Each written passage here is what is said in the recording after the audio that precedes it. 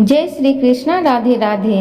प्रिय भक्तगण, आप सबका स्वागत है आपका अपने YouTube चैनल पुष्पा शर्मा हिंदी कहानियाँ में।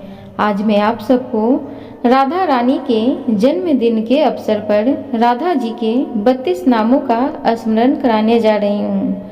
आप सबसे निवेदन है कि कृपया वीडियो के अंत तक बने रहें और पूरे मन से श्रद्धा भाव से मेरे साथ राधा रानी के 32 नामों का स्मरण जरूर करें। तो चलिए शुरू करते हैं। मृदुल भासिनी राधा राधा, सौंदर्य रासिनी राधा राधा, परम पुनीता राधा राधा, नित्य नवनीता राधा राधा, राम विलासिनी राधा राधा, दिव्य सुभाषिनी राधा राधा, नवल किशोरी राधा राधा, तिहि भोरी राधा राधा, कंचन वरनी राधा राधा, नित्य सुख करनी राधा राधा, सुभग भामिनी राधा राधा, जगत स्वामिनी राधा राधा, कृष्ण आनंदनी राधा राधा, आनंद कंदनी राधा राधा,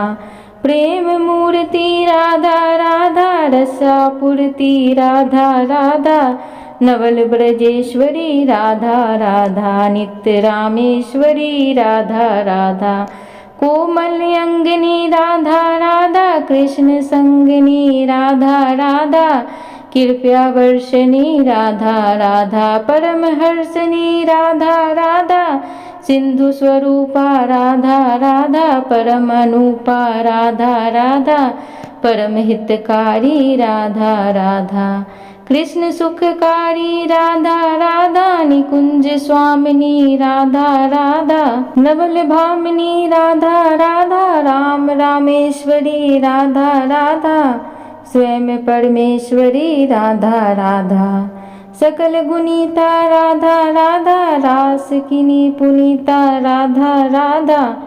प्रिय भक्तगण, एक बार प्रेम से बोलो राधे राधे। अब हम सब राधा रानी के जन्मदिन के अवसर पर राधा रानी की एक पौराणिक कथा को श्रवण करेंगे। तो चलिए कथा शुरू करते हैं। एक बार बरसाना और उसके आसपास के इलाकों में भीषण अकाल पड़ा।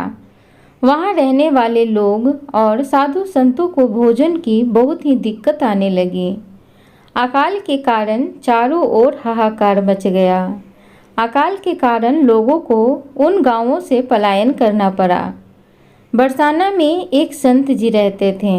उन्हें भिक्षा में जो कुछ भी मिलता उसे पहले राधा रानी को भोग लगाकर फिर स्वयं भोजन ग्रहण करते थे। अकाल के कारण भिक्षा मिलना भी बंद हो गई और उनकी कोठरी में जो पड़ा सामान था वो सब भी समाप्त हो गया। परिस्थितियों से विवश होकर उन्होंने बरसाना गांव छोड़ने का मन बना लिया।